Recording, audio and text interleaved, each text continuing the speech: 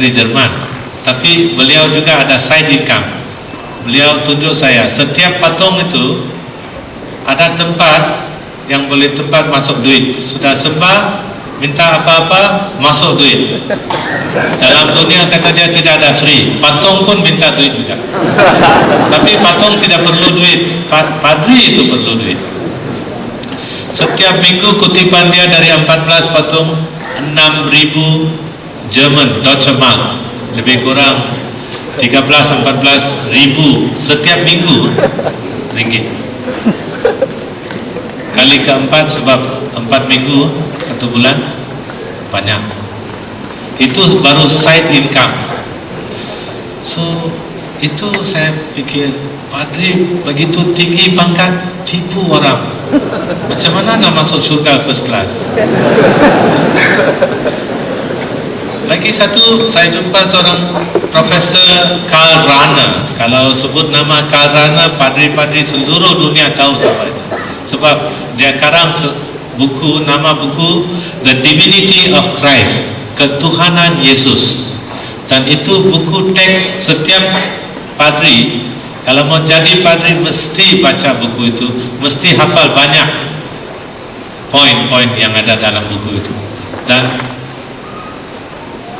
Profesor Karl Rahner juga masuk hospital sana. Bukan dia gila, dia itu suka minum banyak arak hingga mabuk. So mereka dihantar ke sana untuk rehabilitasi. Saya jumpa beliau dan satu hari saya tanya beliau di dalam bilik ya, Profesor, saya waktu itu boleh cakap bahasa Jerman ya. So saya tanya Profesor itu dalam bahasa Jerman, Profesor betul-betul percaya Yesus itu Tuhan kah? Saya tanya. Waktu itu dia tidak mabuk. Saya tidak tanya waktu dia mabuk. Susah.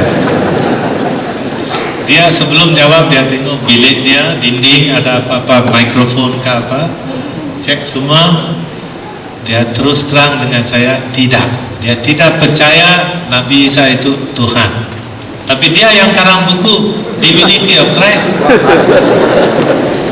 Saya tanya beliau, kenapa Profesor tulis buku itu dan di-translate dalam macam-macam bahasa hingga ada satu gereja di Amerika ada gambar dia di dekat dengan salib Yesus, ada gambar dia di Amerika, gereja baru. Begitu tinggi pangkat dia. Dia kata ini semua kerana wang. So saya pun fikir saya punya decision mau keluar dari agama Kristian itu betul. So saya pun buat macam saya ikut program dan saya tulis surat kepada Superior General. Sekarang saya tidak mau jadi orang Islam, saya sudah di brainwash di hospital orang-orang gila.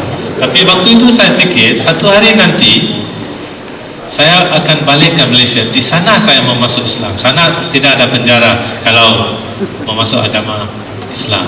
So saya pun fikir sekarang buat macam masih mau jadi Kristian. Tapi bila keluar orang Islam akan tanya, you dulu padri, apa kerja yang pandai buat? Saya tidak boleh kata ego te absolvo in nomine Patris et Filii et Spiritus Sancti. Tidak laku di masyarakat Islam, itu tidak laku. So perlulah saya buat satu saya belajar ataupun buat satu profession yang saya boleh pakai untuk sara hidup. So saya pun balik dari hospital gila dan beritahu Superior General, bolehkah saya belajar tentang medical?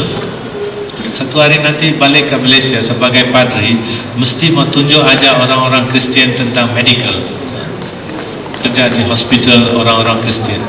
So mereka pun setuju dan saya belajar di Caritas Institute tentang medical lab technology. Bila saya balik ke Malaysia hujung tahun 78, saya pun minta izin di Malaysia, saya mau masuk agama Islam. Bukan senang. Tapi di sini mereka tidak dapat masuk saya dalam penjara. Sebab Perdana Menteri orang Islam, Agung orang Islam, Sultan orang Islam, mereka tidak berani. So mereka pun halau saya dari monasteri tanpa gaji, 12 tahun tugas tidak ada gaji. Sebab semua hidup saya ada buat sumpah, tidak ada gaji. Mereka halau saja. Bila balik ke rumah, dihalau lagi sekali oleh ibu bapa. So selepas itu ketua menteri, waktu itu ketua menteri di Sarawak, Tun Abdul Rahman Yaakob, beliaulah bawa saya ke Sarawak dan saya masuk Islam pada 4 hari bulan September tahun 78. Itu saja cerita yang untuk sekarang. Ada banyak-banyak lain saya mau share selepas ini, mungkin tentang dakwah, cara saya buat dakwah, sebab masa saya tidak cukup. Sekian, wabillahi taufik wal hidayah. Wassalamualaikum warahmatullahi wabarakatuh. Assalamualaikum warahmatullahi wabarakatuh. Terima kasih kepada Tuan Haji Ayub Abdul Rahman.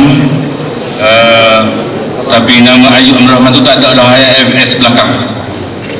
Sebab sekarang ni yang mengampun dosa hanya Allah Subhanahu wa taala. Tuan-tuan dan puan-puan sekalian,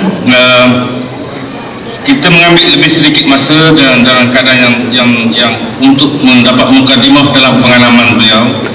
Tapi saya rasa insya-Allah selepas ini kita akan buka untuk mendapat penjelasan bagaimana berlakunya program-program yang melibatkan pemurtadan terhadap sebahagian besar, dan saya harap Tuan Haji dapat menggambarkan juga tentang bagaimana dan berapa jumlah ataupun bagaimana suasana sebenar sekarang ini di dalam kalangan masyarakat yang berada di hadapan kita, khususnya di Malaysia ini.